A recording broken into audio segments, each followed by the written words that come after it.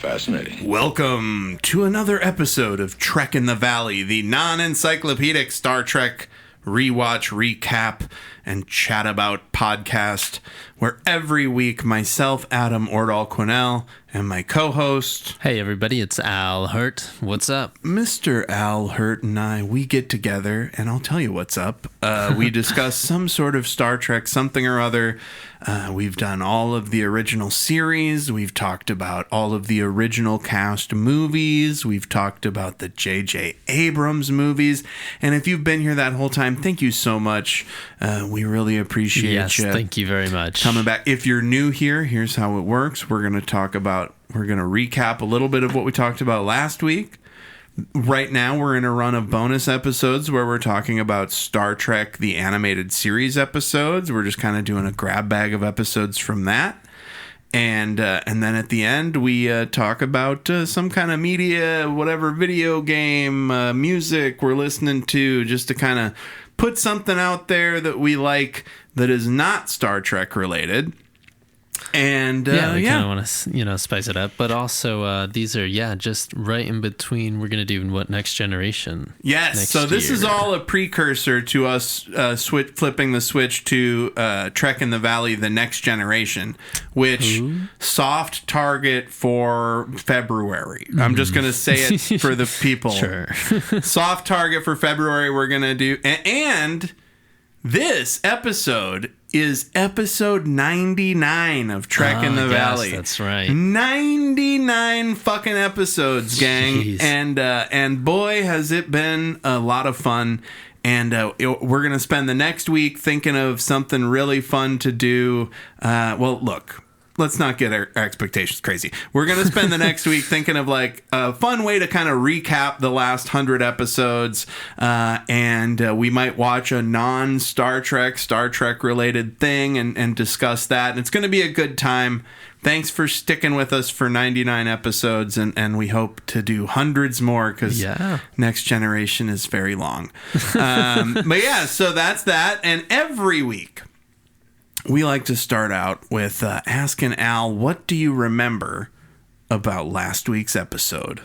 This was yesteryear, right? Yesteryear. This was a cool one because you're right. I thought it was a different time portal, but it's the same time portal that they went through for, I guess, the Great Depression or whatever, and they saw that woman get hit by a car. That's the only thing we remember from that episode. That's pretty rough. We refer and to Spock it covering his ears with the beanie. We refer to it as the episode where that lady died.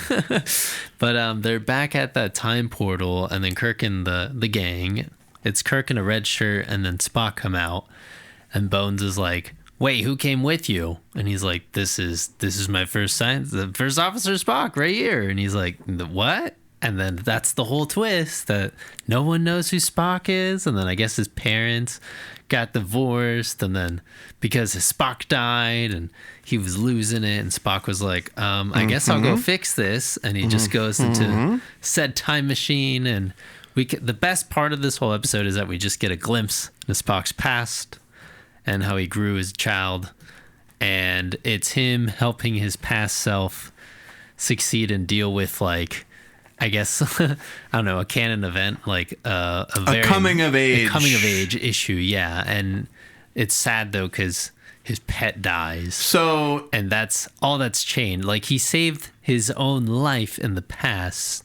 So I guess he like kind of fixed the present or whatever. Like kind of like Back to the Future it. And then, but what happened was that he traded his pet's life for, like, I guess, himself. Yeah, it's fucked up. It was eerie. That episode is fucked up because it's for children, and it's like gets into time jumping. It gets into the I don't think it's the time jumping kids that have a problem with. It's the fact that it gets into all of this psychology of, like, if parents have a child that dies, they usually get separated. Yeah, but it's just so then to cover that as like just a setup to the plot that they're in an alternate timeline, and then to have his pet dying and shit. It's like, this was on at like 8 a.m. on fucking Saturday morning, and I just think that that's bonkers. And also the fact too that you see real, like, arguments that happen in between parents. You see that actually happen in the show of like, well, Spock thinks this, or like maybe we should do this. And you see the young Spock being torn in between his two parents and being like, I don't know what to do. And Spock's like, I'm sure you'll be fine. Just do the right thing. Yeah. You'll figure it out. But yeah, it's 8 a.m. on a Saturday. You're having your cereal. You're like, whoa. I will say that it gave me a new appreciation for some parts of the J.J. Abrams Star Trek stuff, because the scene with young Spock getting bullied in the J.J. Abrams Star Trek was so much like the scene in this. Yeah. Where he's getting bullied. And then I love the implication at the end of the episode when young Spock is like, I have to go see some of my schoolmates and give them a demonstration of the Vulcan nerve pinch. And Sarek is like, get out of here, you scamp. It's like, your son just said he's going to go do assault. He's going to go assault his classmates. Out of anger.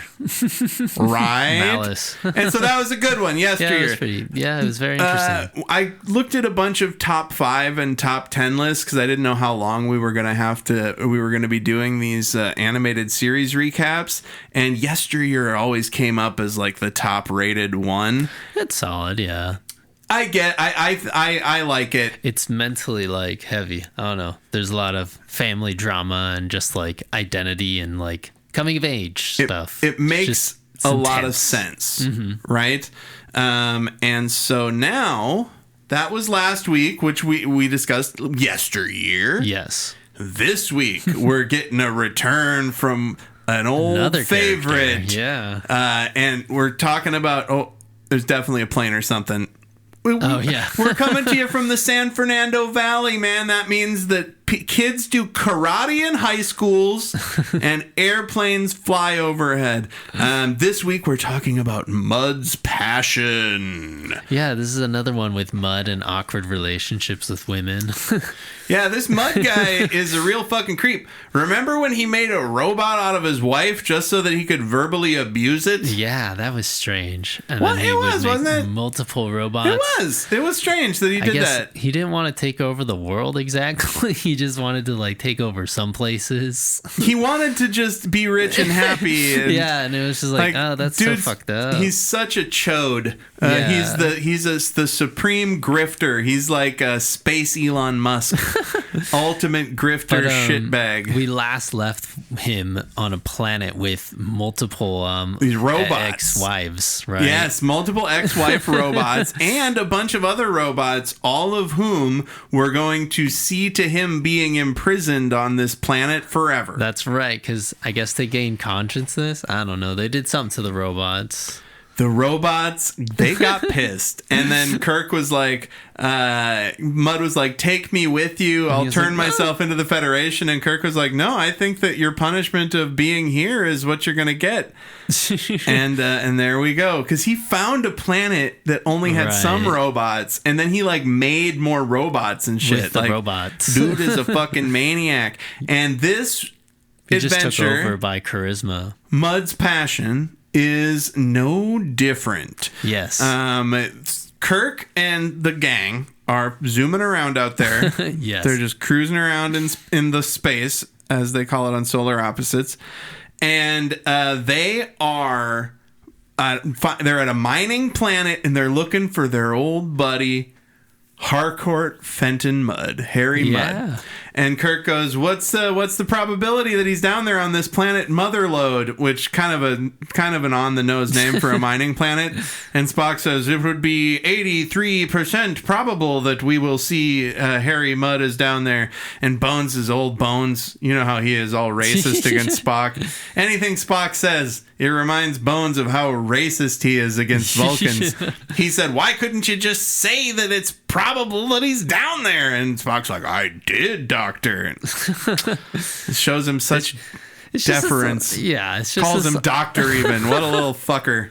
It's just this awkward timing too, in like this like Final Fantasy-esque of like just the chops in between the lines that make it funny too. Right? And then we get some of my favorite character, the navigator who's got the long neck and talks like this and is voiced by James motherfucking Doohan, motherfucker. Yeah, this James does great work. What this guy, voice acting, he's so good. He's like classic ass 70s 80s voice acting styles. I love it. And also Mud, so Mud is on the planet and he's talking to these heavy metal miners, and that made me think of miners that like heavy metal. But so these are miners that mine heavy metal. And Hardcore Fenton Mud, what's he doing down there, Al? He is selling something, a product. And, of course, we know how sketchy this Harry guy is. Or Harvey, excuse me. No, Harry, you're Harry right. Mud? Harcourt Fenton Mud, a.k.a. Harry. Harcourt Fenton Mud, a.k.a. Harry.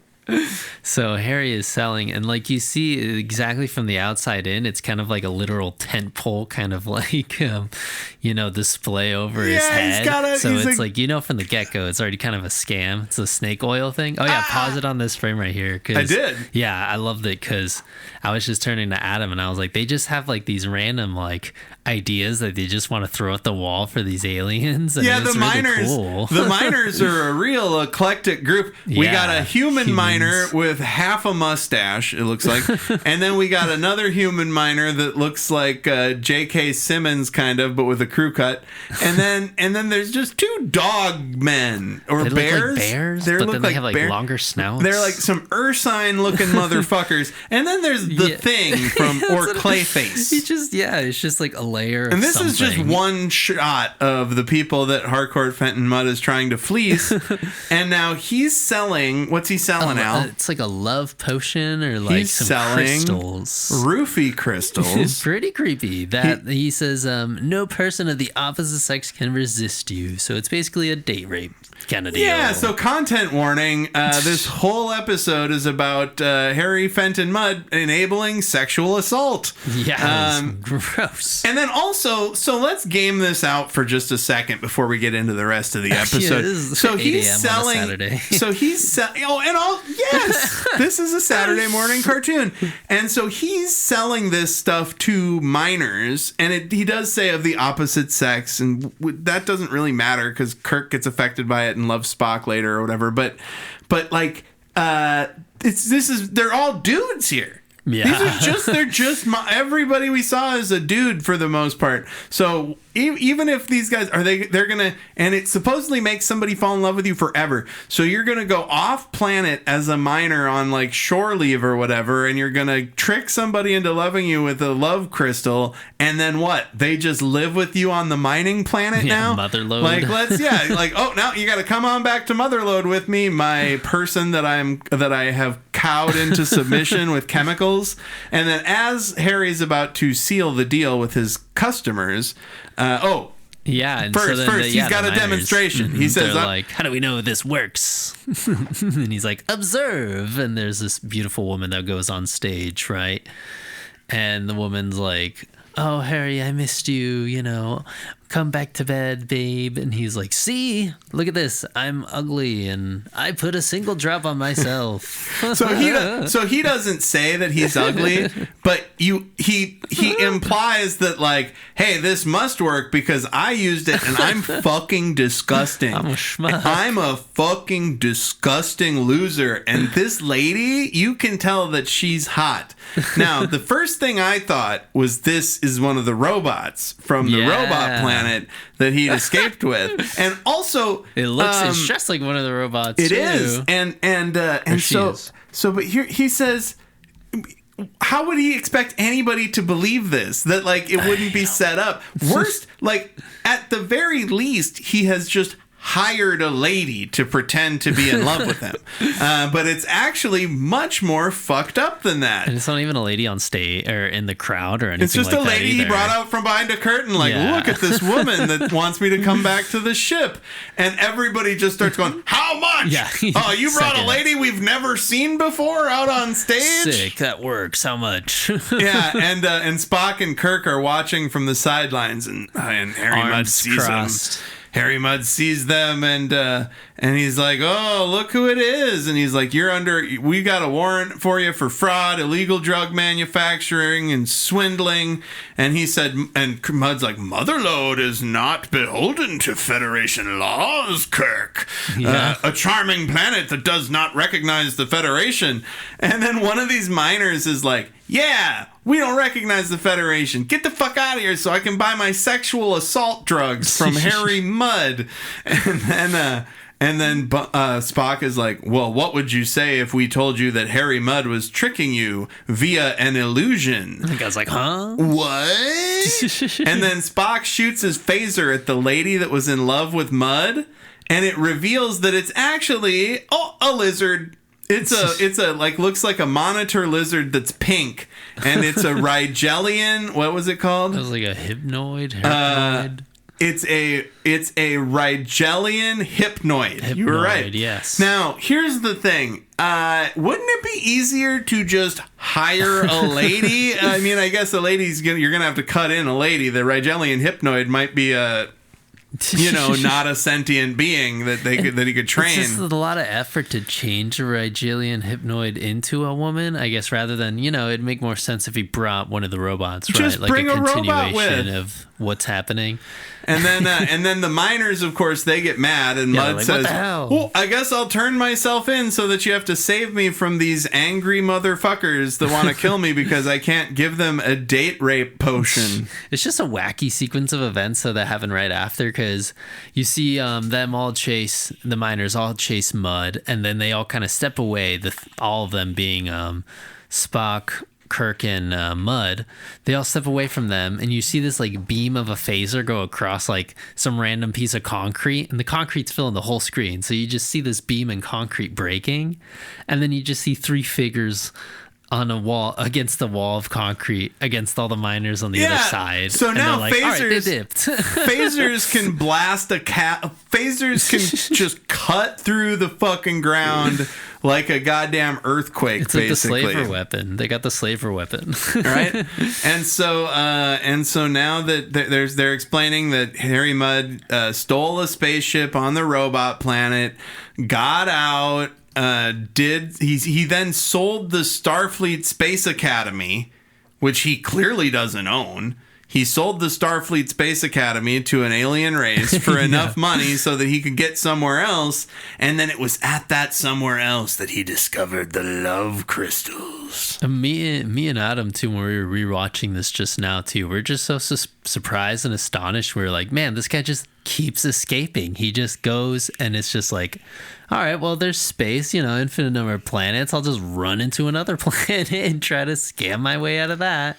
Yup. It's insane. Oh, and he made people sick. He made a bunch of aliens on a planet sick with his love potion because he said, "I hadn't considered their unusual physiology." And it's like, dude, you gave them a fucking weird crystal you found in a planet. What are you talking about, dude?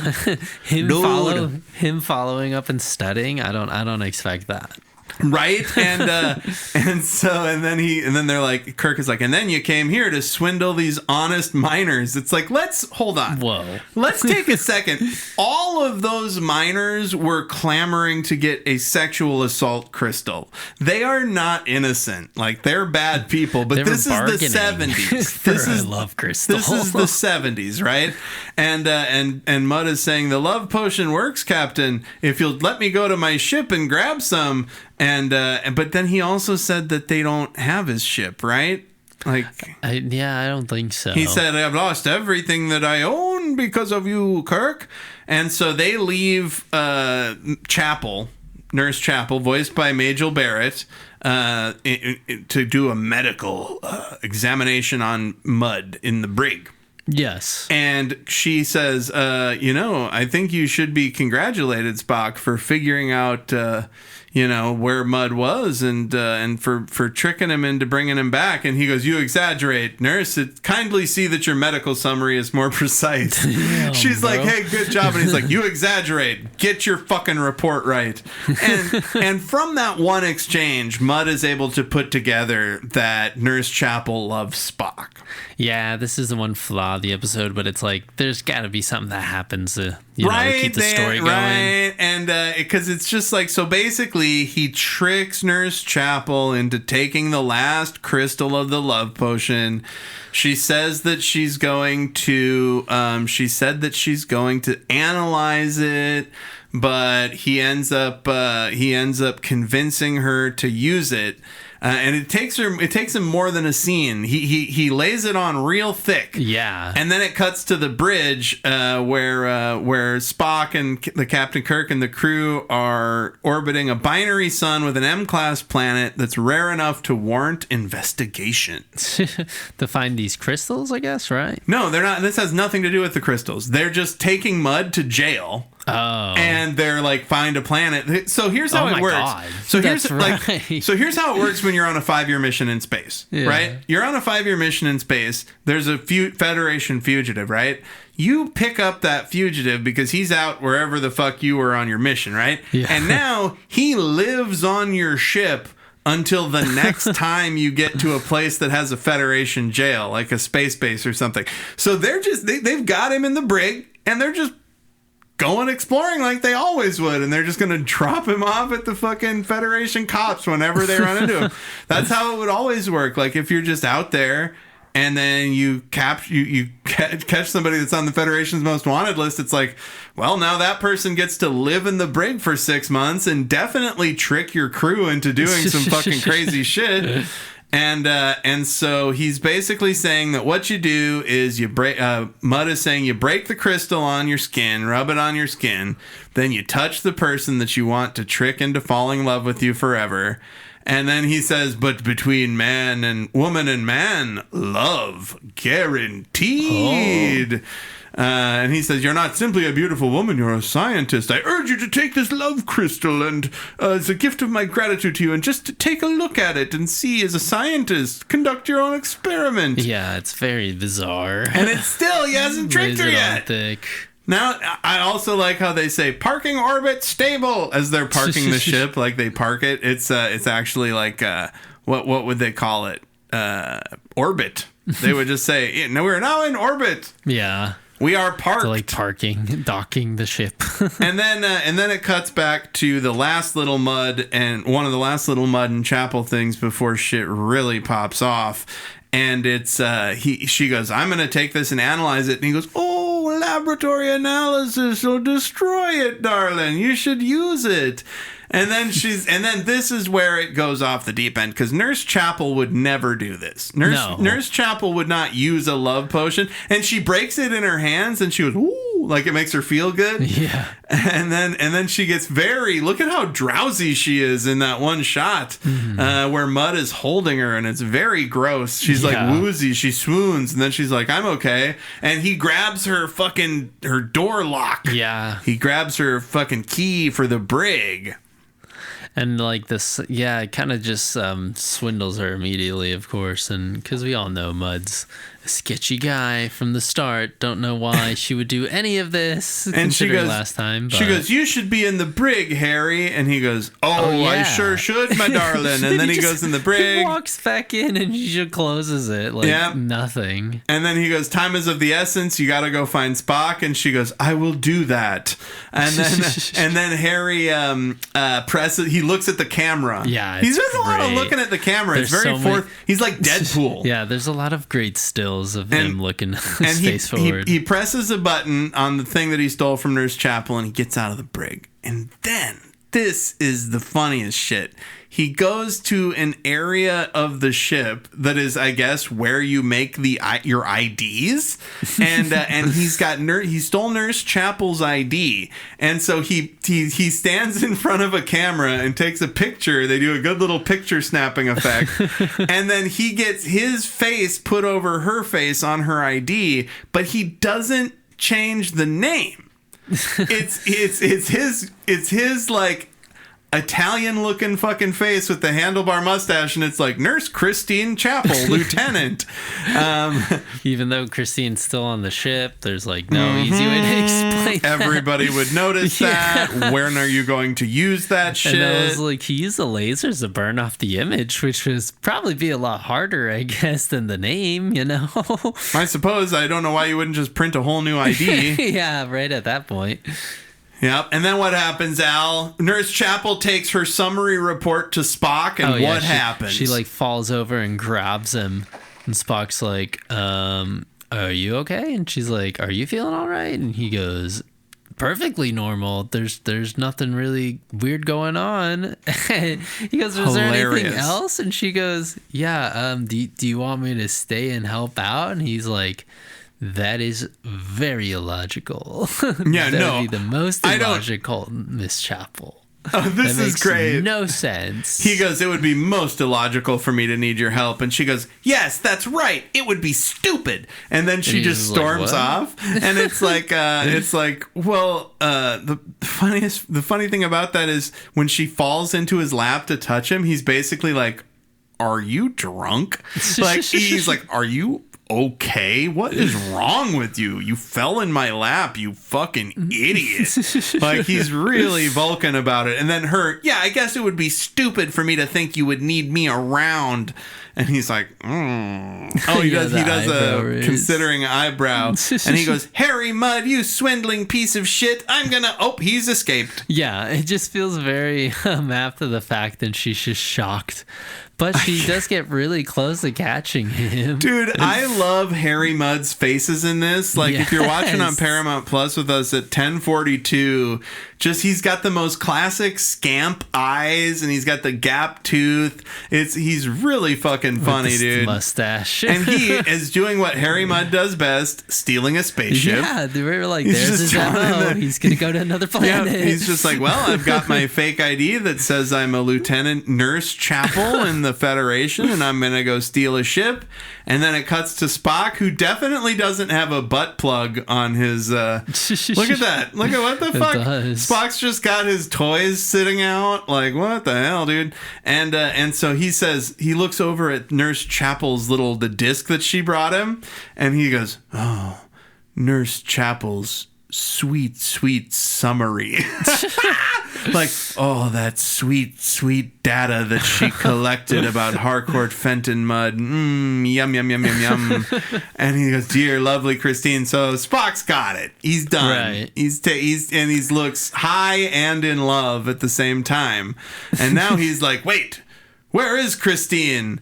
And then it cuts to this weird karate chop that Christine does on Mudd. Cause Christine karate chops Mudd and takes her ship back, and she says, I've come to collect your guarantee, Harry. And at this point, it's like, okay, why didn't she call any of the ships? Maybe a yellow alert at least, hey, this guy escaped. Can security help? None of that. But it's all part of the action, Well, and why? Yeah, because she doesn't want to admit that she tried to love potion Spock. That's maybe very uncouth. True. She's just worried and trying to cover it and just trying to get it over with, right? Yep. And Harry Mudd's like, maybe it takes longer for Spock because he's a dirty Vulcan.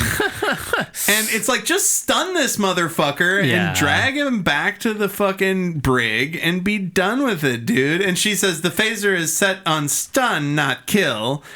And he wants her to call the bridge to say that we're taking him back to the thing. And then he's got more crystals, and boom, she shoots at him, and he just runs away. Yeah. And he drops the crystals, and they get shot by the phaser, and then they get sucked into the ventilation system on the ship, and oh boy, that shit's about to go off. Yeah, and I mean, on top of that too, she just gives him everything. She misses the shot, and then he goes, "Hey, perfect! I needed a hostage anyway, so I guess I'll take you." I just hate the fact that they would imply that Harry Mudd could best anybody in a physical challenge. Like, she should have just. There's no way he can run faster than somebody can shoot a phaser. You know, even intellectually and stuff, that just feels so out of place. But I mean, he is a grifter supreme. extreme. True. He is right up there with Cyrano Jones. Yeah. Much But they're it's cut like, from the same I don't know, cloth. You just think they'd be so much more anal and secure about all these Star Trek proceedings. Yeah, They like always that's have what two I people don't with like. security and That's what I stuff. don't like about how they did Nurse Chapel dirty on this. Yes. They made her seem like her love of Spock would override her star fleetitude, and it just wouldn't. No, it wouldn't. Oh, and then there's an internal security alert, and Nurse Chapel has been kidnapped by Mudd, and Spock goes, "No, not my Christine," and everybody's all like, "Okay." All right. I What mean, the fuck is going on here? Am I having a Mandela effect? Am I from a reality where Spock doesn't love Christine and now he does? And Yeah. Spock is like, "I must go with you, Captain, to get him back. I love Christine so much. I can't stand the thought of any danger to the woman I love." And then it cuts to the cat lady and then the guy who's played by James Doohan. And then Bones is like, "Maybe you need some rest." And he's like, Yeah. "No, I must protect her, hold her in my arms." And Spock is like, and Kirk's like, "Shut up, I'll transport down with you. Just stop saying gross things, dude. Yuck." Yeah.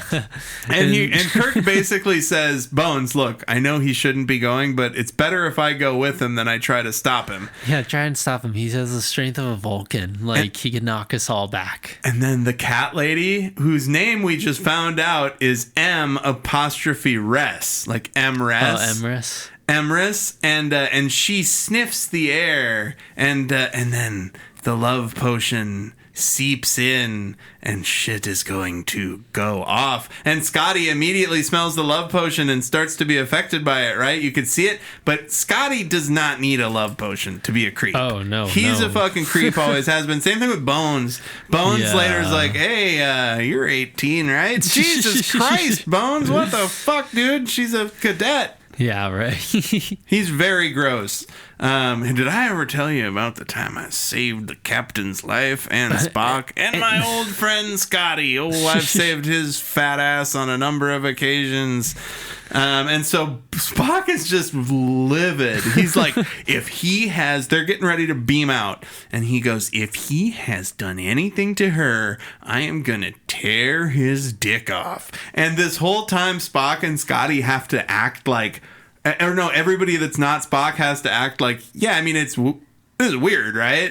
Like, and then it cuts to Spock is the only person on the transporter pad going, "Can we get out of here, Captain?"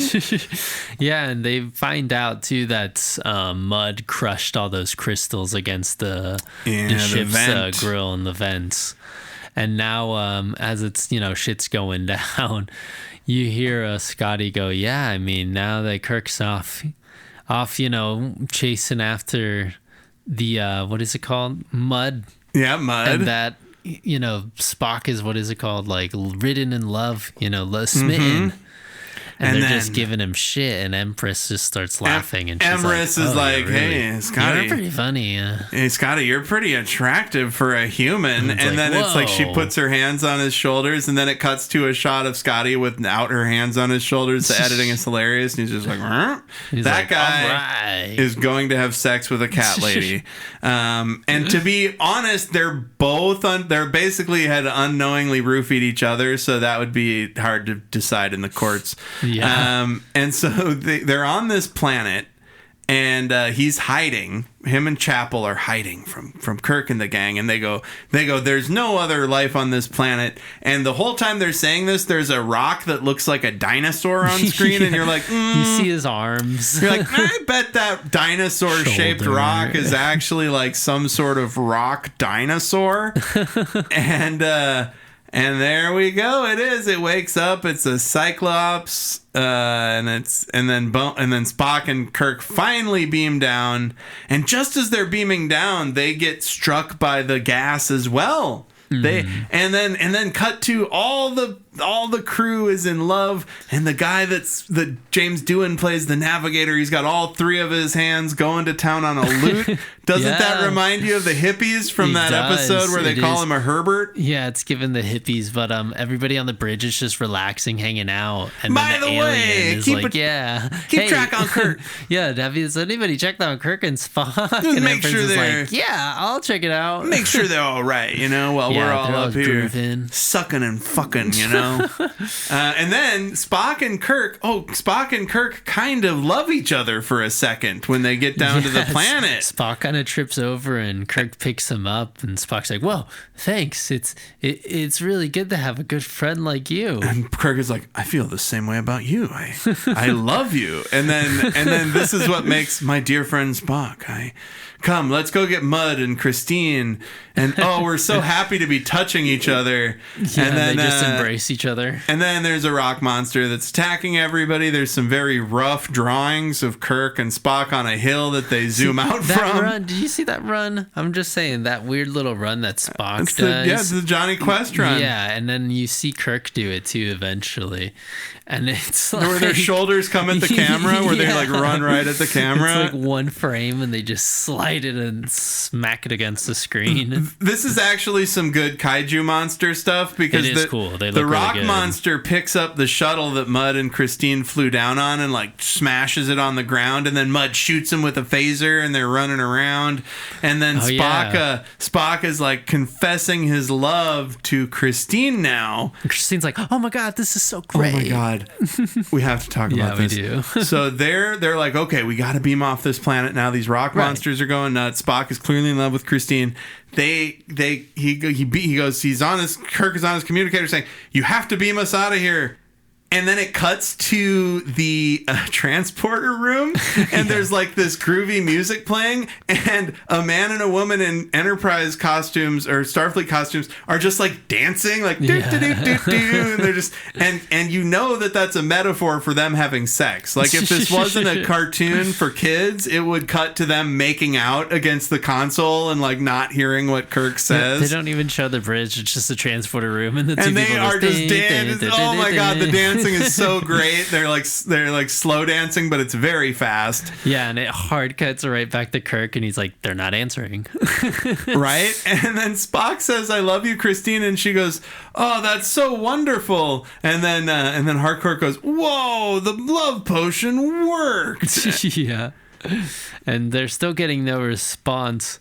And that is when when Spock realizes that they're both reacting to the drug. It's because Spock calls him Jim. He's like, "Hey Jim, calm down, Daddy. I mean, wait, the drug. It's responding to the drug." Right? Spock, can't you take your hands off her? And he goes, "That's my affair." Oh my God, it's so awkward. Right? It's a triangle. Then Kirk is about to lay down the law with Spock, and then he goes, "Oh, wait, we're both reacting to the drug." Yep. The love potion. And Harry again is like, "It worked?" And his faces, dude, he's so good. They did a really good job with his face. So they have to control their reactions. And Mud is like, "I'm going to make so much money." It's like, dude, you're going to prison forever, man. They're going to put, like, you fucking suck. And then it cuts back to the ship where Bones has a cute lady with his arm around her, and he's like, "Did I ever tell you about the time I saved Captain Kirk and Spock?" And then he says, "And I saved my dear friend Scotty, and also that pretty little Lieutenant Uhura. I've saved pretty much everybody. Man, if I was looking to have sex with the person on the ship who's saved people the most times, I'd have sex with myself." Yeah, and he even goes, if the Enterprise had a heart, I'd save her too. Now let's talk about your heart, my dear. And it's like, oh, Bones. And then he goes, "How long does the potion dissolve back to the planet?" And he goes, "Not long ago, according to the creature I purchased or swindled the crystals from, they said it should last." And then we don't know how long it lasts. The dinosaurs are going to come and kill them. Yeah, and they keep trying to call the Enterprise, trying to beam out of there. Right? And then they finally, Spock is still mad, and he goes, "I'm sorry, the drug." And I feel like you're going to blame stuff on that drug for a while, aren't you, Spock? And so he's like, "We should try and use the crystals if Harry has any left." And he goes, "No, they're worth a fortune." So they throw the crystals at before that. Yes. As soon as that happens, or as soon as they figure out a plan to attack the monsters. They're getting ready to fight back to the monsters, and then it cuts to everybody on the bridge is so fucking hungover. Yeah. Scotty's like, I feel like I've been drinking scotch out of a clown's asshole for 6 months. And I drink a lot. and then the cat lady's like, not so loud, you fool. And he's like, yeah, well, you know what? I don't like you that much either. They're both just like, fuck you. And then they get the emergency beam up warning, and she's like, oh shit. And they try to time the beam with this incredibly weird sequence. Now, so why don't they, hold on. I hope we last long enough to beam up. So that's what they have to do. So they're like, we've got to not get killed by these dinosaurs long enough to get beamed up. And it should be pretty quick now. Yeah. The Enterprise knows where they are, good. beam them up, right? But now it seems like it's going to take a few minutes. So they're going to throw the crystals at the dinosaur things to make the dinosaur things love Kirk. Yeah. And then the dinosaur things fight over Kirk. And he hilariously, they said they have 2 crystals left, and he throws like 90 crystals from the ground into the monster's mouth. And this is an underhand throw. Like he's just passing like a ball or something, or like a little balloon, and it just glides right into the monster's mouth. It's great. Yep. And then Kirk lets the monster touch him once, and then he's in love with him. But now, wouldn't that mean that... So, yeah, the monster would be in love. But if the monster ate the stuff, then Kirk would be in love with the monster, not the other way. I don't understand. This falls apart under any scrutiny, but basically, they get out of there while the monsters are fighting over Kirk. Why was the different color? But then it's like also because of... maybe they just distracted them to like give them enough time, but then even then they're moving all over the place, so it's not like they could really track them down to transport. But I don't know, strange turn of events, but they beam out obviously at the right perfect time. Right? And then there's a great shot of the Enterprise, and then it cuts to Harcourt Mudd talking about all of his crimes to Nurse Chapel, she's a nurse, but I guess she also takes the statements of criminals. I guess so. You wear a lot of hats on the Enterprise. And then she goes, Spock goes, may I help you record the deposition? And she goes, you'd be the last person I'd choose. And then Spock goes, a few moments of love paid for with several hours of hatred. It's like, why is she mad at him? She tried to assault him. Yeah. But she's the one that's mad. And Harcourt Mudd says, Spock, so few things in the universe are as perfect. And then he goes, I think I'll get rehabilitation therapy again. And he's like, yeah, that's guaranteed. Right? And then he refers to them as all my loved ones. It's like, what's it called? The monkey's paw situation, you know, where it's like you want something and you do get it, but then after it just comes off with a bunch of that's also a thing in Dungeons and Dragons. So in Dungeons and Dragons, like how wishes work is like a huge thing, because like a wish ring is like a thing that you'll find sometime, or the spell wish, you'll find somebody that can do it and they can grant you a wish, and it always backfires and fucks you up. And that's like the whole thing. So I don't know. What'd you think of this episode? I liked it. Yeah, I liked it a lot too. I think that it's gross and stupid, but they got love crystals. They got lots of great faces for Harcourt Fenton Mudd. They got him being a carny, like a snake oil salesman, like you said, which reminds me of that great episode of The Simpsons where they sell the revitalizing hair tonic or whatever it is. And then there's the great shots of the ship, the giant rock monsters. All the Spock being grossly in love with Christine, and everybody having to like just raise their eyebrows and be like, what's going on? Scotty fucks a cat lady. Bones is a creep. Every scene is good. Yeah, and the timing is like the voice, the comedy. The cuts, that's what helps it so much. The comedic editing is strong with this episode. Mm-hmm. They did a good job. And one thing that's funny is Roger C. Carmel, who played Harcourt Fenton Mudd, he was originally uncredited on the episode. Yeah. And he does voice acting in like every scene. There must have been some union thing back in the 70s or something, because he's like in every scene. Yeah, he talks a lot. You know, as the character that he was the first person to play, you know? Yeah, he was the main shtick of the whole episode, you know? Like, he was the driving factor. But also, what was really good was not only the timing, but the fact that it was just so... it was a returning character. They expanded more of the universe with like all this funny Motherlode ship or Motherlode planet and stuff, and how like you can see how what's his name Mudd has conned more people across the galaxy by just like flying around. I love the continuity from the original series too. Yeah. With he escaped from the robot planet. Mm-hmm. Here's what I like. Remember when I called those? Said they looked like bears, and I called them Ursine. They're actually called Ursinoid miners. And Nichelle Nichols plays the female Ursinoid miner. So one of those Ursinoids was a lady. And then James Doohan played the male Ursinoid miner. And Majel Barrett, who played Nurse Chapel, also plays Lieutenant Amress, the cat lady. Oh, yeah. Wow, right? Very cool. I liked it. You liked it? Yeah. I thought it was really solid. I mean, compared to the earlier ones that we've seen, this one's more...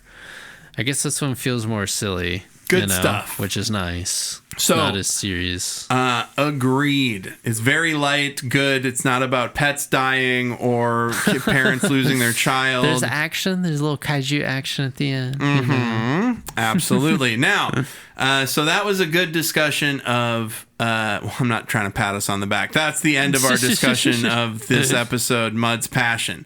Next week, we're going to do something special for the 100th episode.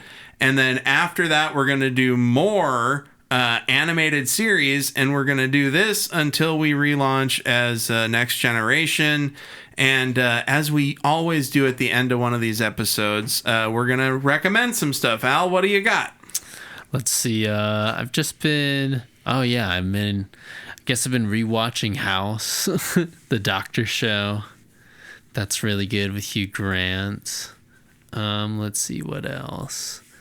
Just waiting for things to re-come up on January, to be honest. There's Ink Master stopped. I don't know if they're going to do it again. They're going to come back in January. And then SVU's in January as well. There's just been like such a cluster F of all this new music. It's been a really solid year for like music and movies and Too stuff. much good shit to talk about. Yeah. Fair. Well, I'm gonna recommend. I don't know if I've recommended this or not, but I just finished listening to like all 97 existing episodes of this podcast called Guys, nice. And it's hosted by this dude Brian, who used to do a socialist or leftist podcast called Street Fight Radio. But it's just basically. Ostensibly, it's like every week they talk about a different guy, like heavy metal guy, he does loss prevention guys, the people who like follow you around the store. They have, but basically he just goes into all these message boards that are for these niche interests. Yeah. And he just kind of reads the craziest ones. And it's not really even making fun of the people who are really into this stuff. It's more making fun of people who would go onto a message board and talk about this stuff. Mm-hmm. And it's him and this guy Chris, and it's just very funny. I ripped through almost 100 episodes really quick. Nice. And I'm probably going to subscribe to their Patreon. But so I recommend Guys, a podcast about guys, and also Shed a Tear Lower Decks is done. The series. Damn. I haven't watched the series finale yet, but I'm both looking forward to it and not looking forward to it. I've heard they kind of leave it open. I would like them to do a Lower Decks Next Gen kind of thing, but we'll see. Cool. And that's it. So are you stoked? 100 episodes? Yeah. It's pretty cool, right? Long time. I mean, some people do 100 episodes in less time because we did take a couple between season breaks, but I think it's pretty good. And so we'll see, and you'll hear us next week for the 100th episode. Thanks for listening, either for the first time or the 99th time. Yeah. And do all the stuff in the bumper, and we'll get you more content next week. Bye-bye. Peace. 100 episodes next week. Trek in the Valley is executive produced by Adam Ordall Quinnell and Al Hirt. Theme song by Al Hirt. Recorded by Adam. Mixed and edited by Al. Check the show notes for our socials, and you can email the pod at trekinthevalley, all one word, @gmail.com. Like, subscribe, review, and always explore strange new fucking worlds.